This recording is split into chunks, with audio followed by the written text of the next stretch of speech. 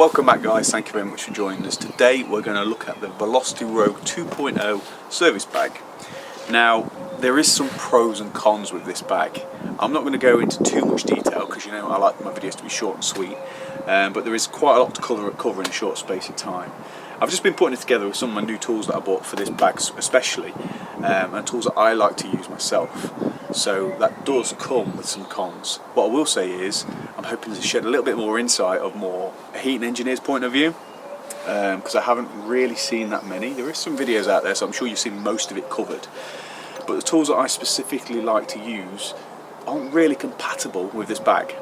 So what we'll do, usual thing, we'll go into a little bit of detail, look at the specification, have an overview, and then my final thoughts at the end, guys. So as you can see right off the bat, some of the pockets aren't best suited for plumbers or heating engineers.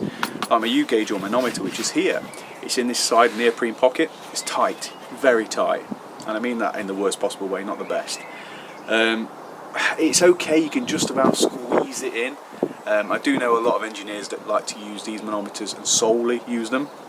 I tend to use an analyzer, go along that route because it's more accurate, but I do know some that just like to use them. And it does go in, but it's a tight squeeze.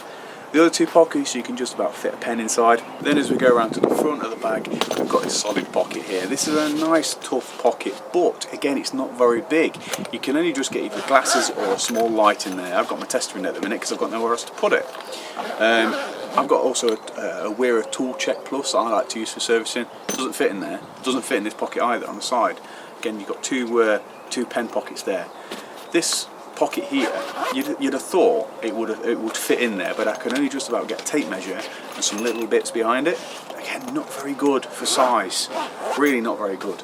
If it was just that little bit bigger, a little bit taller, a little bit wider, it'd be perfect. It really would. You've got a tough pocket at the back. This is okay for an iPad or a notepad or something like that.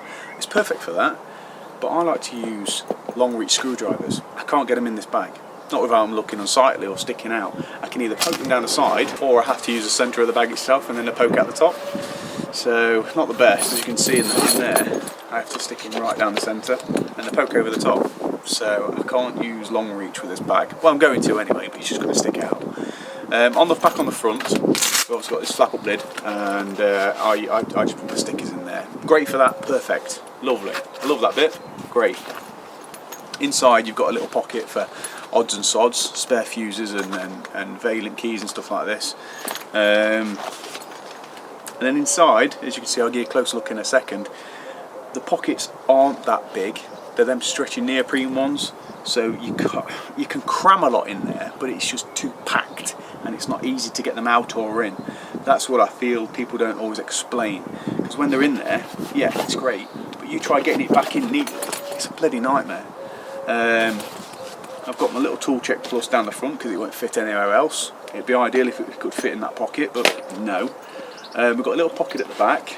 You've got a tape loop, which is currently holding my Allen keys in place. But I'll take all the tools out so you can have a good look inside when I'm going over the specification and see what you feel. So no more messing about, let's get into that and it'll give you a better idea on sizes. The Rogue 2.0 effortlessly handles service calls with its variety of tool storage solutions for tradespeople on the move. Multiple internal vertical pockets, a large YKK zipper, front panel for easy access to your tools. A rear thermoformed side panel with a padded rear pocket, coupled with a 3.2 waterproof base, further enhances the Rogue 2.0 service bag. It comes with multiple internal pockets, a large front flap pocket, EVA front zipper pouch, thermoformed comfort back panel, external zipper side pocket, internal fixings pocket, 1200D water resistant outer material, a heavy duty padded shoulder strap, a 3.2mm waterproof base, industrial strength nylon stitching, marine grade rivets, and a lost and found warranty registration card. The length is 230mm, width 160mm, height 430mm, weight is 1500 grams, and it was made in China. So overall, I think it's a great bag. You know, as for quality, you cannot beat it.